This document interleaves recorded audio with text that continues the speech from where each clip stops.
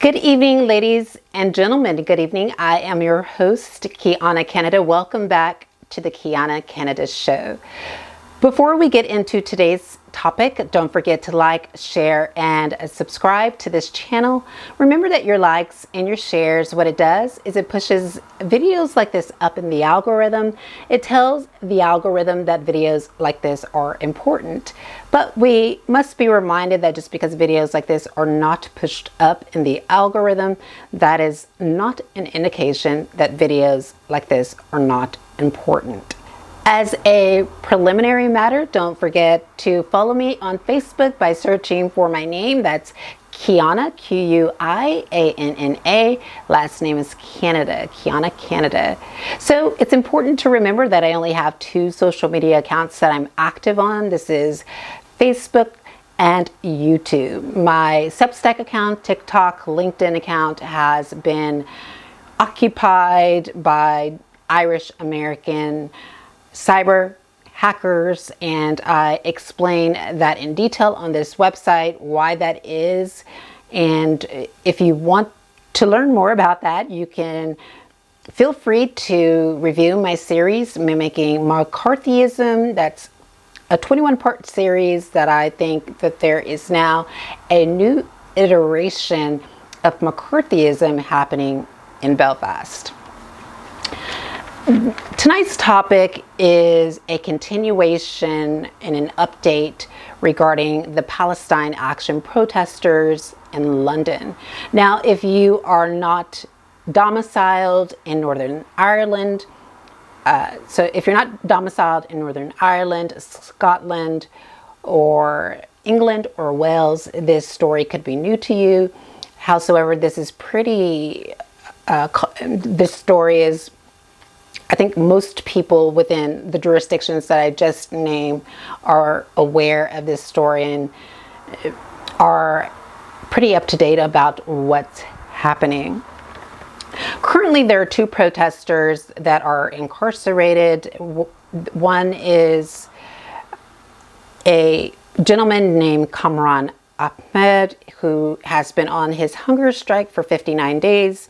And then we have Heba Muraisi, who has been on her hunger strike for 66 days. Now, there were other protesters who were on this hunger strike with Kamran and Heba, but they ended their hunger strike because it was medically taxing on their body. And this is essentially what is happening to Kamran and Heba, is that now this hunger strike is having medically adverse effects on their physiological, psychological, and medical well-being.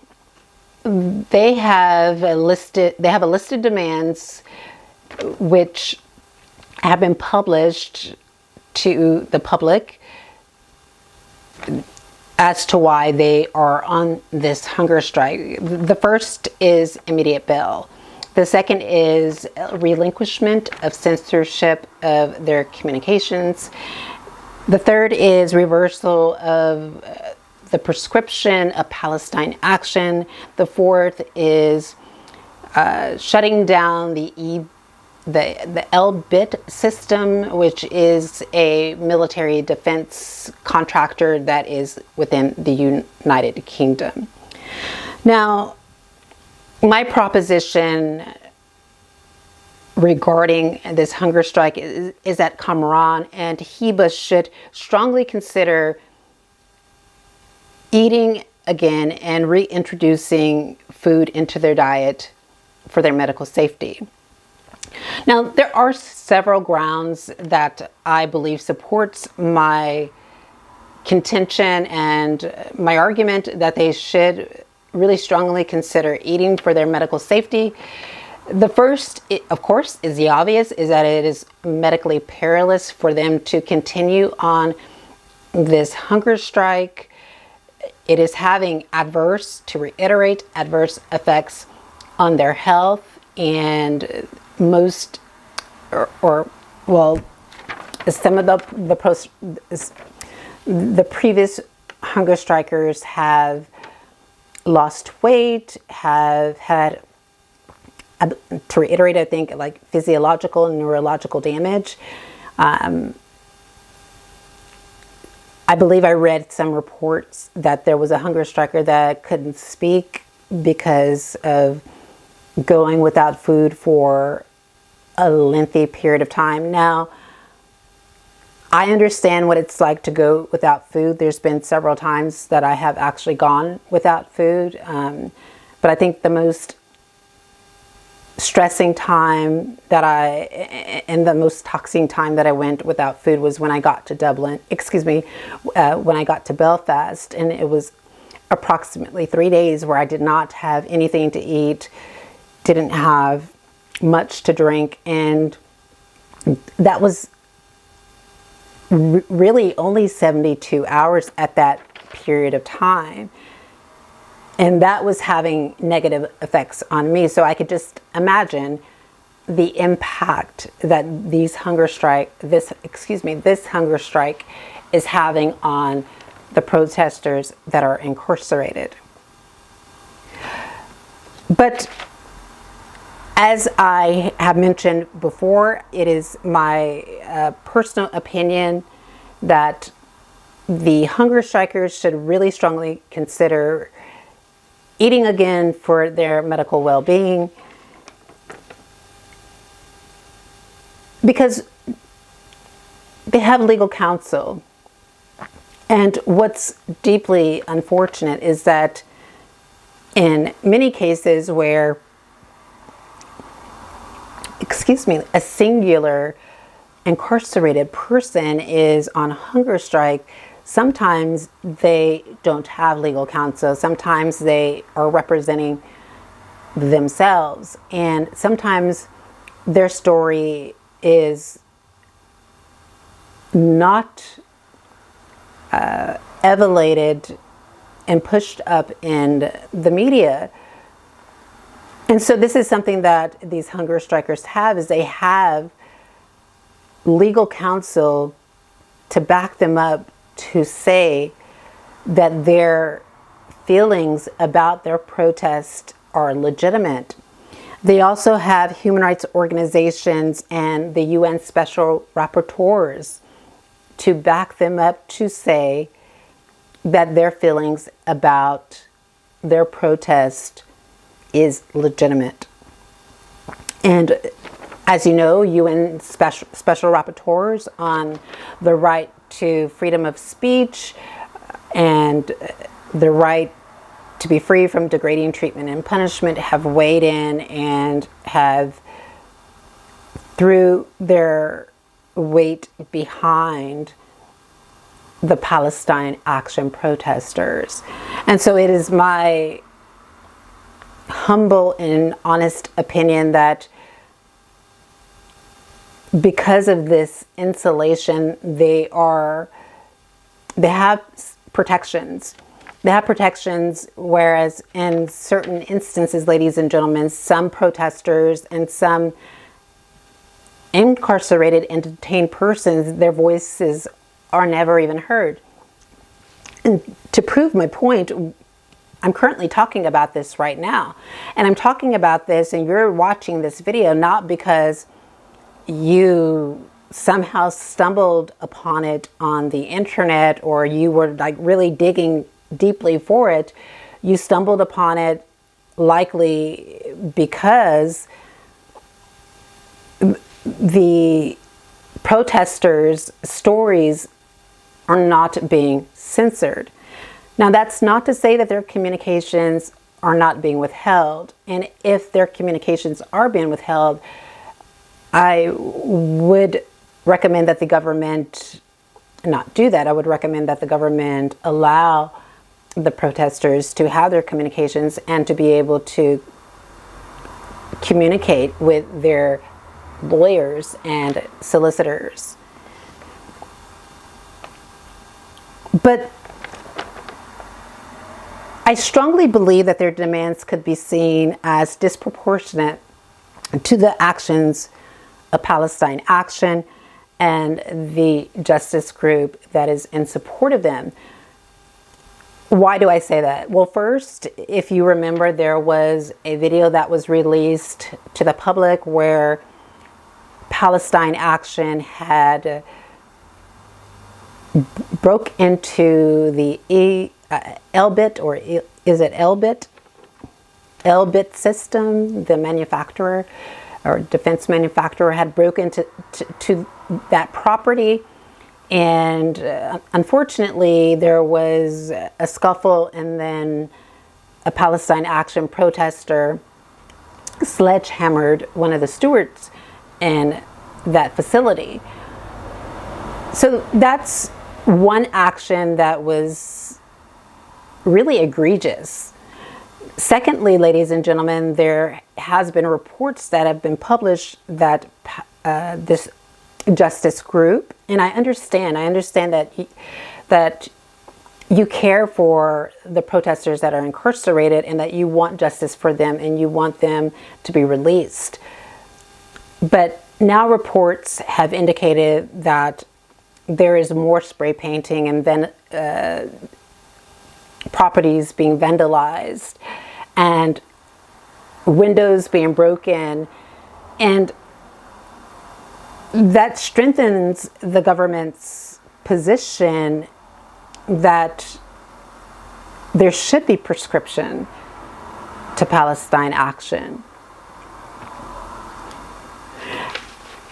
Another reason that I feel that the two protesters that are incarcerated should strongly consider reintroducing food for their medical well-being is that it really sets a dangerous precedent for incarcerated persons that don't have this platform that Palestine Action has. For example, an ordinary incarcerated person that has been wrongfully incarcerated, wrongfully imprisoned, or who has been abused while incarcerated, or has had their rights violated, or there has been inhumane conditions within prisons, and perhaps it's just a singular person that is speaking out about these human rights violations and injustices. What it does,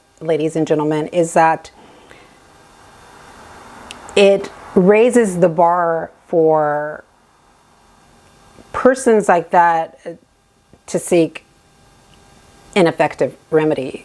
For example, if the government capitulated to Palestine Action and made the decision to meet with the solicitors and the families of Palestine Action, then other detained persons whose story may not be pushed up in the media, whose stories may not be popularized, may seek to follow suit and use that as guidance to address their grievances. And as I stated in my open letter to the Deputy Prime Minister, that we know that it's outside the realm of possibility that the government, such as David Lammy or UN Special Rapporteurs, would meet with every person that has been victimized or every person that has received, that has felt that they are, every person that has been victimized or every person that believes that there is an injustice, right? And so if a person decided to protest and to go on hunger strike while they're incarcerated because of, to reiterate the list that I just named, and they didn't receive the media attention. They didn't receive the written letters from human rights organizations. They didn't receive the advocacy from the UN special rapporteurs and the denouncements from the special rapporteurs. And they continued on with their hunger strike. Could be medically dangerous for them. Again, evidence demonstrates that hunger strikers really don't want to end their lives. So what they really want is to be heard. And they want, in certain circumstances, for action to be taken to address their demands or their grievances that they have in a specific situation. Also, it's important to emphasize that hunger strikes could be seen as an act of emotional abuse. For example, when a person goes on hunger strike, they're essentially saying that they're not going to eat and that they're not going to preserve their health, that they're going to damage their health, which could lead to their unalivement unless there is an action taken. And that can be seen, to reiterate, as emotional abuse or emotional manipulation. But it's important to state that I personally believe that one thing that puts Palestine Action, these two protesters, or maybe the group of protesters that are on this hunger strike, in a formidable position, is the fact that they have public attention on their plight. That they have public attention on their plight. And not only that, ladies and gentlemen, there's two things that I personally believe that they could do now that would maybe perhaps bring, or maybe perhaps achieve the goal that they desired. So one of the goals is immediate bail, and they have legal counsel for that. And so there's not, I don't think that the hunger strikers need to go on hunger strike to receive bail. And I really don't think that they would necessarily need to go on hunger strike to stop any censorship of their communications.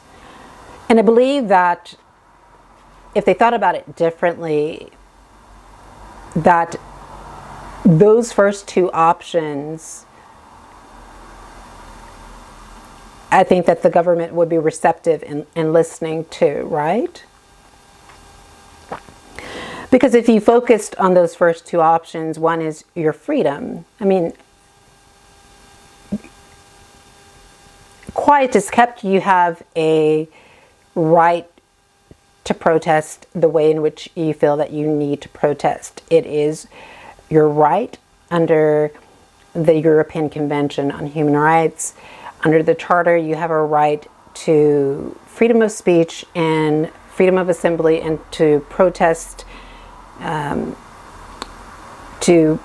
a way in which you believe will have your grievances to be heard and to be redressed. But I think that if you truly desire, and not saying that you don't, but if you truly desire release from imprisonment, which no one wants to be in jail. I mean, no one wants to be incarcerated. But I think that if you tailored your list of demands to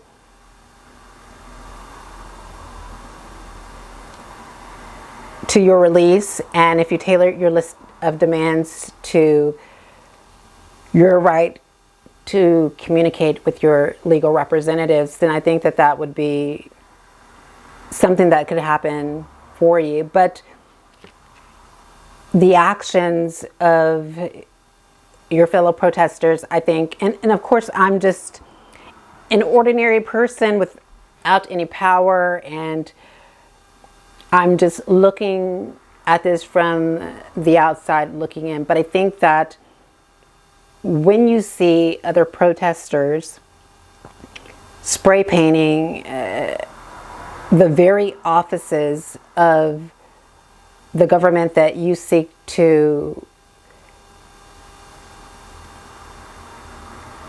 deproscribe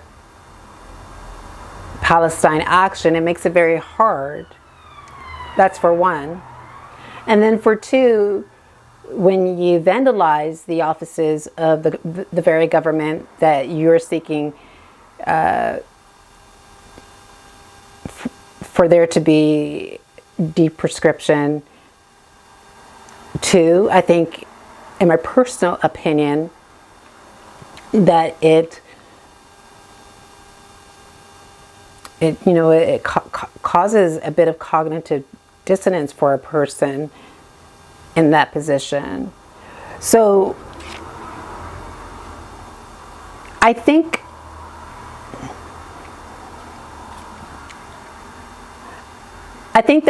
that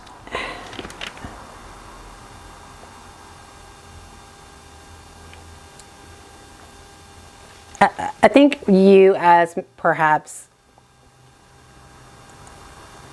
as a legatee, right?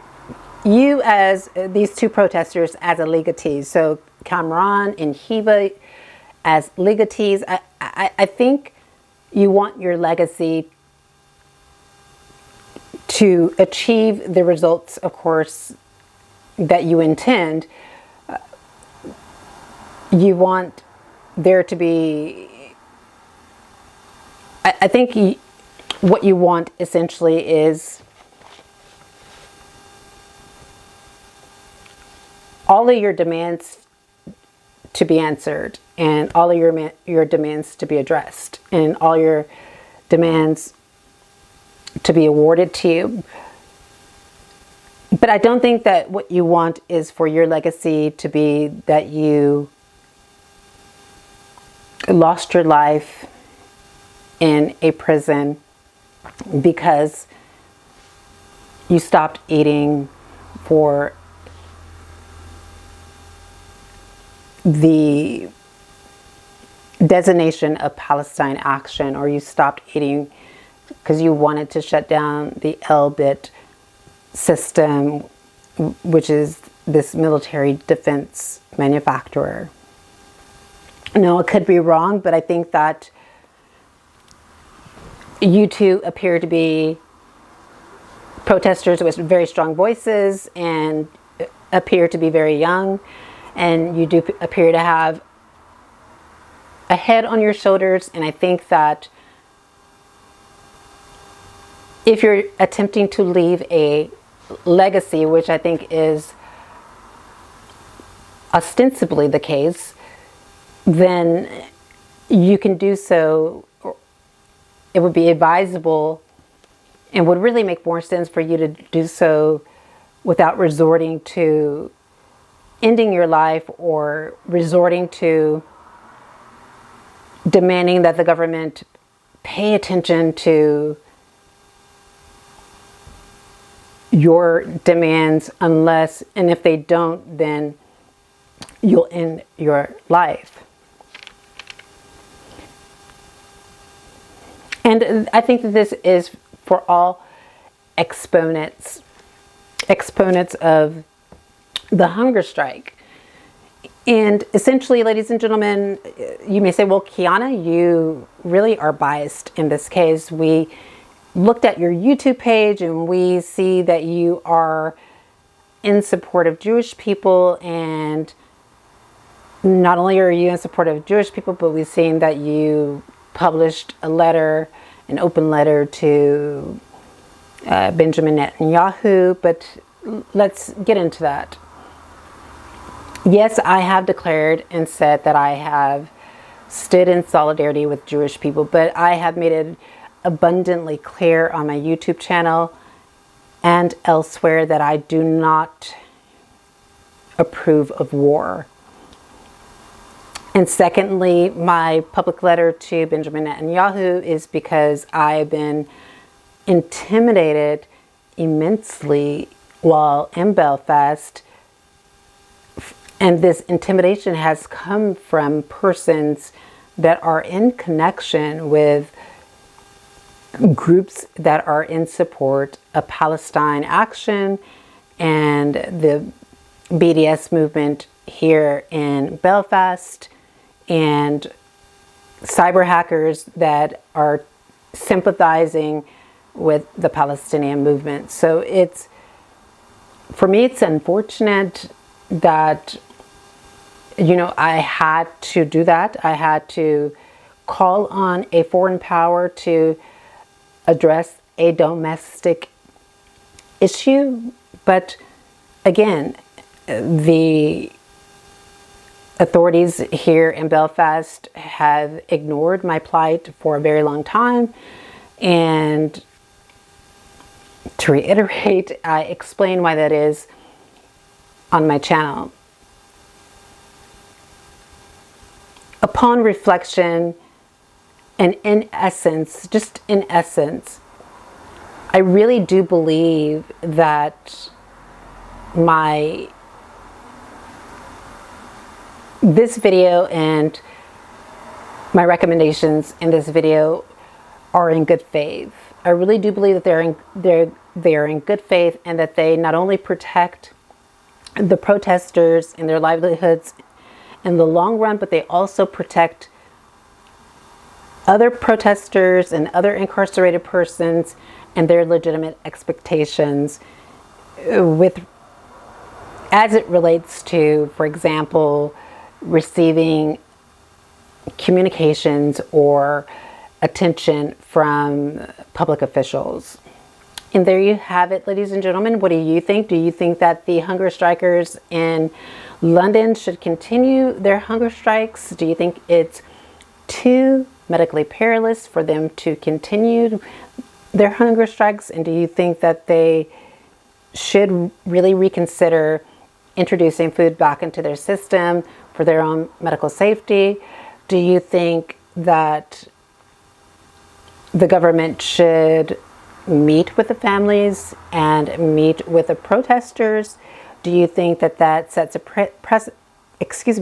that sets a precedent where other persons will expect to be treated the same and may not be treated the same? Do you think that there is another solution that the protesters have not thought about and should be thinking about? Do you think that the protesters should be fashioning their protest around conditions within prison systems, especially within the United Kingdom, England and Wales, Northern Ireland, Scotland? Do you think that prison conditions are humane and fair? These are all things that I want to know, and we'll talk to you next time. Bye-bye.